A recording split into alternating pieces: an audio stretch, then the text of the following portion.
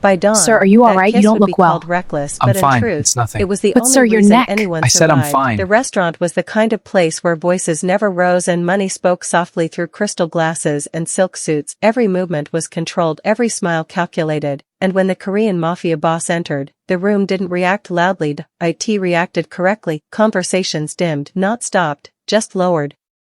Waiters adjusted posture without being told. Security didn't rush him, they were already there. He moved like gravity, not hurry, dark suit tailored to authority, presence heavy enough to bend the room around him. She noticed it the way prey notices weather before the storm. She was just a waitress on paper, black uniform, steady hands, practiced calm, but her eyes didn't rest where everyone else's did. They moved, they counted exits, table angles, reflections in glass.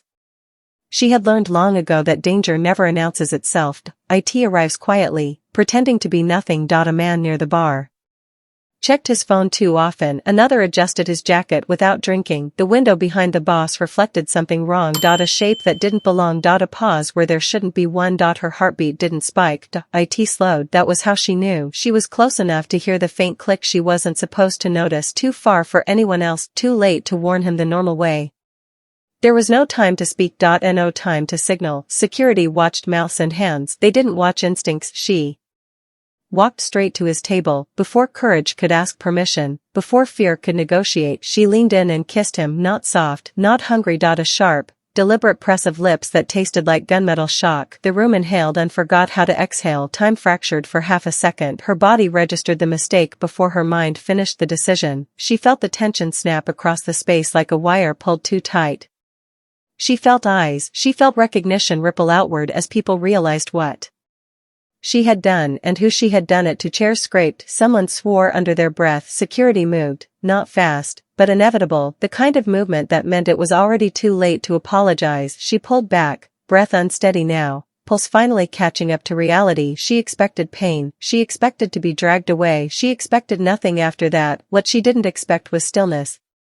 His hand came up and closed around her wrist, not rough, not gentle, exact, controlled, strong enough that resistance never entered her thoughts. He looked at her then, not surprised, not angry, interested, the kind of look that weighed consequences instead of reacting to them. The restaurant didn't exist anymore. There was only the quiet hum of fear spreading table by table as people realized this wasn't scandal, this was a death sentence waiting to be assigned.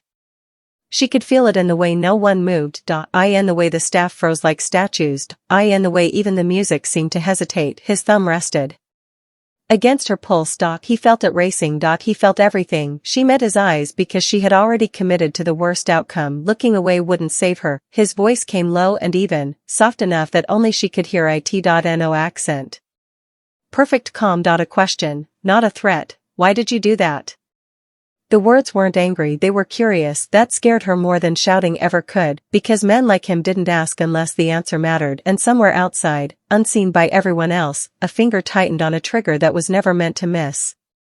The silence after the kiss was heavier than shouting. It pressed down on the room until even breathing felt illegal. No one spoke. No one moved. Glasses hovered halfway to lips and stayed there. The guards didn't rush, they slid, shadows adjusting shape around him, blocking angles, closing distance, sealing space without touching anyone. She felt it before she saw it, the way air changes when exits stop being exits. The boss still held her wrist, not tight, just enough to remind her she belonged to the moment now, whether she wanted to or not. His face didn't harden. It didn't soften either. It went blank in the way dangerous men reserve for calculations. He scanned the room with his eyes alone. No head turned. No panic. He noticed what she noticed. The man by the bar with the phone, the reflection in the glass, the window that showed too much sky for comfort. Her stomach dropped because that meant she hadn't imagined it. She hadn't kissed him for nothing. The guard's hands hovered near jackets, near seams, near places weapons lived without being seen. One of them shifted half a step, body angled just enough to shield the boss without making it obvious. Customers thought it was about her. They thought this was punishment. They didn't know this was prevention. She swallowed and realized too late that the line she crossed couldn't be uncrossed. There was no version of tonight where she went home and laughed about this with coworkers. There was no version where he let her apologize and disappear. Her pulse thudded loud enough she was sure he could hear it. He didn't look at her when he spoke next, his gaze still roaming the room, voice low and measured. You didn't do that to be bold. It wasn't a question, she shook her head slightly before she could stop herself. The movement was instinctive, honest, that honesty might get her killed. She felt his grip shift just enough to steady her, not restrain her. Then tell me, he said quietly, what you saw. Her mouth opened and closed once. Fear tried to hijack her thoughts, but training, old, unwanted training, pushed through. She leaned in just enough that it looked like fear, not strategy. Glass, she whispered. Window behind you. Third panel from the left. Reflection doesn't match the room. His eyes flicked there for half a second. That was all it took. One of the guards tapped an earpiece, another moved closer to the window, pretending to adjust a curtain. She saw it then, clearer now that she was looking without pretending it wasn't real. A pinpoint of red danced once, briefly, on the rim of a wineglass before vanishing. She sucked in a breath. That wasn't imagination, that wasn't paranoia, that was confirmation. The boss exhaled slowly, almost amused, like someone appreciating a clever opponent. How long? He asked. Seconds, she said. Maybe less. He nodded, satisfied. Then, without raising his voice, without drama, he spoke one sentence that changed the shape of the night. Seal the restaurant. It rippled outward immediately. Doors locked quietly, emergency exits blocked with bodies that looked casual but weren't. The music cut off mid-note, replaced by a silence that made people finally understand something was wrong. Panic tried to rise. It didn't succeed. His presence crushed it. She felt the weight of it then, the realization that she hadn't just saved him. She had stepped into his ward. He finally looked at her fully now, eyes dark. Focused, not cruel, not kind, assessing. She braced herself for anger, for accusations, for disbelief. Instead he asked the most dangerous question he could ask. Who would want me dead tonight? Her throat tightened, because the answer forming in her mind didn't just endanger him. It explained why she had been in that restaurant at all, and why someone out there already knew her face. She didn't answer him right away because answers like that never came clean. They came layered with memories you tried to bury and instincts you never unlearned. She stared past him for a second and the restaurant faded, replaced by other rooms with worse lighting and louder consequences. She had learned long ago that danger announced itself in patterns, not sounds, not the gun, not the shout, the gaps, the pauses. The way reflections lagged behind reality, the way people held their bodies when they expected violence. She had learned to read exits before menus, windows before faces. She told him that much quietly, choosing words that didn't expose more than necessary. She said she noticed the driver's car idling too far from the curb earlier. She said the man at the bar kept checking a reflection that didn't include himself. She said the glass behind him showed a shape that didn't belong to the room. Her voice stayed level because panic never helped and because panic was something she'd been trained out of. He watched her the entire time, not interrupting, not correcting, letting the story assemble itself the way a puzzle does when the pieces finally stop lying. She felt every pair of eyes in the restaurant trying not to look at them and failing. The guards were still now, listening. She realized with a hollow drop in her chest that she was being evaluated not as a witness but as an asset or a liability. She didn't know which would be worse. He asked her where she learned to see like that. She almost laughed because the truth wasn't funny. She told him she learned by surviving places where missing one detail meant you didn't wake up. She told him some people grew up learning languages. She grew up learning silence. She felt her phone vibrate in the pocket of her apron and her stomach tightened before she even checked it. She knew what it would be. She always did. The screen lit up with a number she didn't recognize and a message that felt like a hand closing around her throat. You shouldn't have touched him. That was all it said. No threat, no explanation, just certainty. The room tilted slightly and she forced herself not to react because reactions were tells and tells got you killed. She slid the phone back into her pocket slowly, but he had already noticed the change in her breathing. He didn't ask to see it. He didn't need to. She had crossed another line without realizing it. Not just saving him, not just being seen, but being identified. She wasn't anonymous anymore. She wasn't invisible. The kiss hadn't just bought time. It had put a spotlight on her existence. She felt smaller suddenly, exposed in a way that had nothing to do with being surrounded by armed men. She lifted her eyes and that's when it happened. One of the guards shifted position slightly, stepping closer to the boss's shoulder, and she knew him, not from here, not from this life. The recognition hit her like ice water. She saw a different hallway. A different suit. A different night. She saw him younger then, jaw tighter, eyes colder, standing near a door that never opened again. She swallowed hard because this wasn't coincidence, this wasn't random employment, this wasn't a job, this was convergence. He noticed her staring and turned his head slightly, just enough for their eyes to meet. The guard's expression didn't change, but something flickered behind it, recognition, not of her face maybe but of the reaction. She broke eye contact first because she had learned who survived those moments. The boss followed the exchange without missing a detail. She felt it when his attention sharpened. He asked her one more question, softly, almost gently, "Where have you seen him before?" She shook her head once, slow and deliberate, because saying it out loud would make it real, would make it unavoidable. She realized then that saving him wasn't the end of her involvement, it was the beginning, and whatever past she had tried to bury had just clawed its way back into the room wearing his colors and carrying his name. He didn't raise his voice, and that was how everyone knew something irreversible had begun. He leaned back slightly, fingers loosening from her wrist, and the room shifted without a sound. Men who had been part of the decor seconds earlier became movement. Exits were no longer doors but controlled variables, cameras that guests never noticed adjusted angles, security feeds rerouted, route maps recalculated in real time.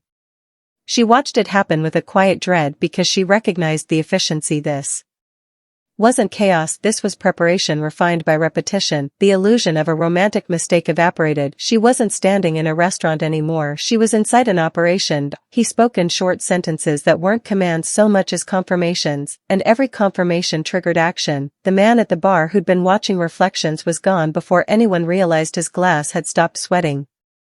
There was no struggle. No raised voices. One moment a chair was occupied, the next it was empty. Like it had never mattered. She felt the absence more than she would have felt violence because violence drew attention, absence erased history. He walked slowly now, circling the space, eyes scanning faces that pretended not to exist. He wasn't angry, she had expected anger, that raw explosive thing men like him were rumored to have. Instead he looked focused, like someone correcting a miscalculation. He stopped near the window where the glass still showed faint spidering from earlier. She followed his gaze and saw nothing except the city lights blinking. Unaware, he asked one of his men a question in Korean so calm it sounded almost bored. She didn't understand every word but she understood enough. Driver, route, time, delay. The answer came immediately, and whatever he heard confirmed something that made his jaw tighten. Once she realized then that the danger hadn't come from outside. Not truly. He returned to her, and for the first time his attention felt heavy. She had been studied before by people who wanted to use her or own her or erase her. This was different. He was connecting her to a larger equation. She felt it in the way his eyes moved between her and the space where the missing man had been. He told her to sit. She didn't argue because arguing wasted oxygen. She sat and noticed her hands shaking now that the adrenaline had nowhere to go. He crouched slightly so they were level, not as a kindness but as a tactical choice. People listened better when you met them where they were. He told her quietly that the sniper position had been fed accurate information about his arrival time and seating location. He told her only 3 people had that access. He told her one was dead. One was missing, and one was supposed to be loyal. She felt something cold slide through her chest because loyalty was a currency she'd seen devalued before. He straightened and spoke to the room then, not loudly, not theatrically. He said anyone who wanted to leave could do so now, escorted and observed because safety required cooperation. No one moved because fear outweighed discomfort. She realized this wasn't about protecting them, this was about controlling variables. He turned back to her and his voice lowered again. He said someone had followed her there long before she touched him. He said she'd been noticed before tonight. He said the kiss hadn't created danger. It had exposed timing. She shook her head instinctively because that made no sense. She'd been careful. She always was. He watched the denial cross her face and didn't challenge it. He said sometimes being careful was exactly what made you visible to the wrong people. He told her the threat hadn't been designed to kill him cleanly. It had been designed to create a spectacle. He told her she was part of that spectacle whether she intended to be or not. Her mouth went dry. She asked why. He studied her for a long moment then said because someone wanted to see what he would do if the wrong person got close to him. He paused just long enough for the weight of that to land, then he added softly, and they chose you because you look harmless until you aren't. The room felt smaller, the city outside felt farther away. She understood now that she hadn't stepped into his world by kissing him. His world had already decided she belonged in it, and whatever was coming next had been set in motion long before she realized she was part of the plan. She didn't agree to leave with him, and that was the point. He didn't ask. He guided her through a corridor that didn't exist minutes earlier, doors opening before they were reached, men turning their bodies to become walls. She tried to slow her steps once, tried to pull her arm free, and felt the difference immediately. Not pain, not force. Just certainty. He wasn't restraining her because restraint suggested resistance. He was moving her because resistance had already been calculated and dismissed. The night air hit her only briefly before she was folded into the back of a car that smelled like leather and something metallic. The city blurred past tinted glass as if she were watching it drown from behind a sealed window. She demanded to know where they were going. He didn't answer. She demanded to know why. He still didn't answer. He sat across from her, hands folded, gaze steady, not on her face but on the reflection of the road in the glass, like he was already somewhere else. She felt her pulse thudding in her ears, the silence pressing harder than shouting ever could. When the car finally stopped, it wasn't at a warehouse or a basement or anywhere that matched her fear. It was a residence, too clean, too quiet, too deliberate. Light spilled across stone and glass, gates opening without sound. She was escorted inside by men who never met her eyes, and that terrified her more than threats would have. The house wasn't decorated so much as engineered, space where nothing was accidental, every angle visible, every corner controlled. He told her to sit. She didn't. She stood her ground for 3 seconds before realizing the floor itself seemed to insist on obedience. She asked again what was happening. This time he answered, not with comfort, not with apology. He said, you are not safe. He said, not outside, not alone, not unaware. She said she hadn't asked for protection. He said that was irrelevant. She said she wanted to leave. He said, not tonight. The finality in his voice landed like a locked door. She tried another angle, accused him of kidnapping, of overreaction, of control. He listened without interruption, like a judge letting a witness exhaust themselves. When she finished, he said quietly, no one will touch you, not to guide you, not to question you, not to comfort you, not even me. He repeated it to his men when they entered the room, his voice cutting through them with surgical precision. She watched seasoned enforcers hesitate, then nod once, like they'd just been handed a boundary that mattered. That scared her because boundaries meant intention. Time passed without clocks. She paced the room until exhaustion made rebellion impractical. He stood at a console wall, screens lighting his face in fragments. She watched his hands move with ease as if dismantling a problem piece by piece. She heard words that shouldn't exist in the same sentence: accounts, timestamps, authorization, delays. His expression changed only once when a figure appeared highlighted in red. She saw it then, the smallest fracture in his composure. He dismissed the room except for one man, spoke low, listened once, then ended the call. He turned to her and said the money used to hire the shooter came from one of his own accounts. She laughed once, sharp and hollow, because the alternative was screaming. She said that was impossible. He agreed. He said impossible was not the same as untrue. He explained without embellishment that the transfers had been layered, designed to look like internal redundancy, not theft. He said it had been meant to pass audits unnoticed. She asked who could do that. He met her eyes fully now, and for the first time she felt seen in a way that wasn't clinical. He said someone who knew how to hide inside loyalty. She felt the walls close in then, not physically but conceptually. She wasn't in a safe house. She was inside a living investigation, and she was no longer an observer. She was evidence. He told her rest would come later, truth would come slowly, and leaving would come only if it didn't get her killed. She understood then that his protection wasn't a gift, it was a verdict, and whatever had been set in motion tonight had just made her indispensable in a war she hadn't chosen but could no longer escape. She didn't plan to tell him anything, and that was the truth she clung to until the silence became heavier than fear. The room had shifted sometime after midnight when exhaustion stripped pretense away. She sat on the edge of the sofa, hands clasped so tightly her knuckles ached, and finally said she wasn't a waitress, not really, not originally. The name on her uniform wasn't hers, the papers weren't either. She'd learned how to disappear years ago in a place where staying visible meant dying. She told him Korea wasn't an accident, it was a hiding place chosen because it sat close enough to danger to understand it but far enough to breathe. She said she worked jobs that let her watch without being watched. She said she learned to notice patterns because patterns were what killers left behind when they thought no one was paying attention. He didn't interrupt. He leaned back just enough to let her words land without pressure, and that restraint made it harder to stop. She told him about the night Everything ended without using dates or names. She described sounds instead: metal against concrete, boots on stairs, a smell like burning oil. She said she survived because she hid where bodies already were. She said afterward she learned that surviving wasn't enough, you had to erase yourself or be finished later. She explained the fake identity, the quiet life, the rules she followed to stay invisible. She told him she recognized the sniper method not because she was clever but because she'd seen it before. She told him the group didn't miss on first shots because first shots were meant to confirm presence, not kill. She told him the equipment was old military surplus, modified the same way it had been years ago. She told him the massacre he'd asked about wasn't random violence, it was a cleanup tied to power shifting hands. She said the men who carried it out called it something else, an audit. She finally looked at him when she said that word and watched something flicker behind his eyes. She said she knew the group because they were the same ones who had burned her past to the ground. She said she knew they wouldn't stop because they never did. She said when she saw the reflection of the weapon case in the glass she knew exactly who was holding it and why. She finished by saying she hadn't kissed him to be brave, she'd kissed him because she knew how these moments ended, and she was trying to change the script. He didn't speak for a long time. The house seemed to hold its breath with him. Then he stood, not abruptly but with the weight of a decision settling into his spine. He walked to the window and looked out at a city that didn't know it was being measured. He said quietly that the massacre she was describing had happened when he was younger and far more reckless. He said it wasn't ordered lightly. He said it was done because if it hadn't been there would have been more bodies later.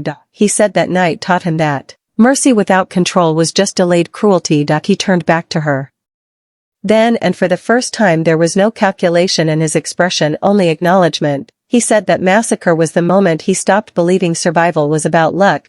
He said it was the moment he learned to become something people couldn't afford to misunderstand. She felt the weight of his words settle between them like a bridge made of bone.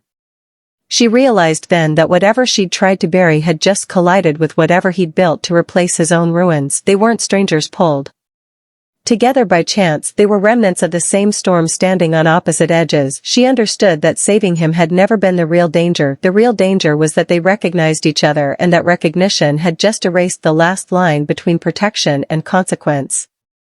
By morning the city didn't need an explanation. It felt the disturbance like a pressure change before a storm. She watched it unfold from behind tinted glass as screens lit up across the safehouse, news tickers whispering instead of shouting, analysts choosing careful words and still saying too much. An unnamed source confirmed an attempt on a major underworld figure. Security footage blurred but recognizable began circulating anyway, a silhouette, a kiss, a woman framed for half a second too long. Her face wasn't clear yet, but it was close enough for people who knew how to look. The streets reacted first, traffic patterns shifted, sirens multiplied in neighborhoods that rarely heard them, bars closed early, doors locked without customers being told why. Allies called him not to ask if he was alive but to ask what he intended to do next, because survival at his level always came with consequences. Enemies moved faster. Private messages crossed channels she couldn't see, money flowed into accounts that never existed yesterday and suddenly existed everywhere. She felt it in the way the guards stood closer now, not because she was important but because she was exposed. She felt it in the way his name was spoken in rooms that pretended not to know it. She felt it most when her phone vibrated without a number and a photo loaded before the text did. The photo was her from the restaurant, caught mid-turn, eyes wide, mouth parted. The exact second she realized the kiss had worked, the message underneath was simple and public enough to be intentional. There's a price now. She didn't need him to explain what that meant because she could already hear it echoing through the city. An offer was posted quietly on channels that never stayed quiet for long. No signature, no logo, just an amount so high it stopped being about money and started being about permission. The woman who intervened, the woman who touched him, the woman who saved him. Bring her alive or don't bother. She didn't scream, she didn't cry, she sat very still as the reality settled into her bones. This wasn't pursuit anymore, it was invitation. She understood then that running wasn't escape, it was acceleration. If she disappeared the city would look harder. If she hid someone would sell the hiding place. If she begged someone would record it.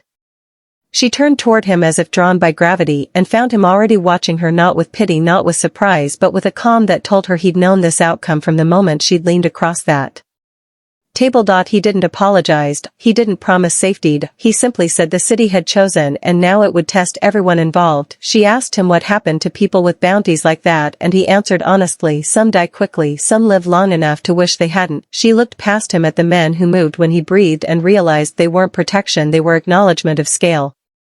She asked if he could end it and he said yes but not cleanly. She asked what it would cost and he didn't answer because the cost was already visible. She thought about the door she'd almost run through, the life she'd tried to bury, the anonymity she'd traded for one violent act of clarity. She realized anonymity was already gone. She realized survival tonight wasn't about distance, it was about position. If she ran she would be hunted alone. If she stayed she would be hunted loudly. She stood then not because she was brave but because fear had finished negotiating. She told him she wouldn't make it to sunrise if she tried to vanish. He nodded once, accepting the truth like a verdict. The city outside continued tightening its grip, unaware that the woman it had just priced had already made the only decision that mattered. She waited until the house settled into its artificial quiet, the kind that only exists when too many people are paid to be invisible. She counted the seconds between footsteps, memorized the rhythm of radios breathing in low static, and told herself distance was still a kind of mercy. If she left now the pressure would follow her, not him, not the people inside these walls. She told herself that was protection enough. She moved barefoot at first, then stopped, went back, slipped on her shoes because running without them was a fantasy invented by people who'd never been chased. She passed a corridor she wasn't supposed to know existed, a door that opened because no one expected her to touch it, and for a moment the world felt simple again, just movement, just air, just a direction that wasn't watched.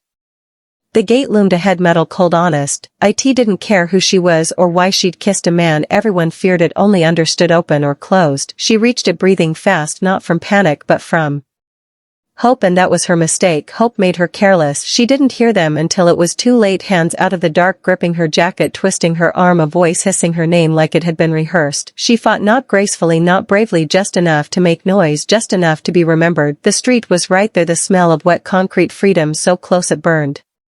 She never reached it. A fist caught her cheek, stars flared, someone else cursed when she bit down hard and tasted blood that wasn't hers. She saw the knife before she felt it flash across her skin, shallow, meant to mark, not kill, because bounties were collected intact. She screamed then, not from pain but from rage, because she'd almost believed leaving would end this. The men dragged her back toward the shadows, arguing about speed, about money, about whether the boss would come himself. She knew the answer before she heard the engines. She felt the shift in the air, the way predators stop circling when a larger one arrives. The first man dropped without a sound, the second fell screaming, hands suddenly empty, the knife clattering against the ground, red, already wet. She slumped to her knees, dizzy, watching blood drip from fingers that weren't hers, and then she saw him. He didn't shout, he didn't run. He walked into the scene like it had been scheduled, eyes taking inventory, bodies, angles, distance, and when he looked at her it wasn't anger, it was something colder, disappointment sharpened by relief. He knelt once, checking her quickly, then stood and turned to the man still breathing. The question he asked wasn't who sent you, it was who touched you, and the answer came out garbled through blood. She watched as the boss wiped his hand on the attacker's jacket like the mess was an inconvenience, not a crime. She realized then that leaving hadn't protected anyone, it had only given permission. The gate stood open behind them, mocking her attempt at distance. She tried to speak, to explain that she'd wanted to take the wait with her, but he cut her off gently, not unkindly, telling her the city didn't work like that. Weight was shared whether she liked it or not. He ordered the street cleaned, the bodies removed, the cameras erased, and it happened faster than fear could catch up. She stared at the blood on someone else's hands and understood the truth she'd been avoiding. She wasn't collateral anymore, she was leverage.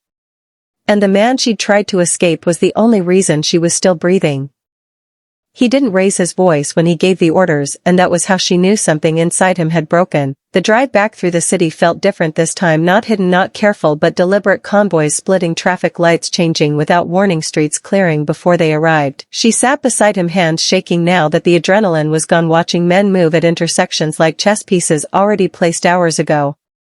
This wasn't rescue anymore, it was response. The house they stopped at wasn't a safe house, it was a statement. Lights blazing, gates wide open, men everywhere, no attempt to hide. She understood then that secrecy had been a choice, not a limitation, and he had decided it was no longer necessary. Inside the wall, screens lit up with feeds, names, locations, transactions cascading faster than she could follow, and each one ended with a quiet confirmation, understood.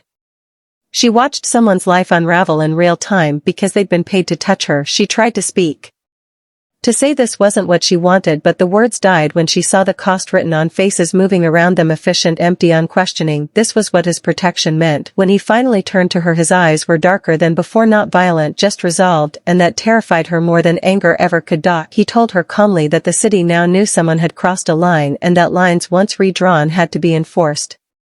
She asked him what would happen to her, and he didn't lie. He said she would never be invisible again. She followed him outside where cameras waited, where allies and enemies watched from shadows and balconies and cars parked a little too far away. He stopped in the open, placed a hand at the small of her back, not possessive but unmistakable, and spoke her name clearly so everyone could hear. He said she was under his protection, his responsibility, his line.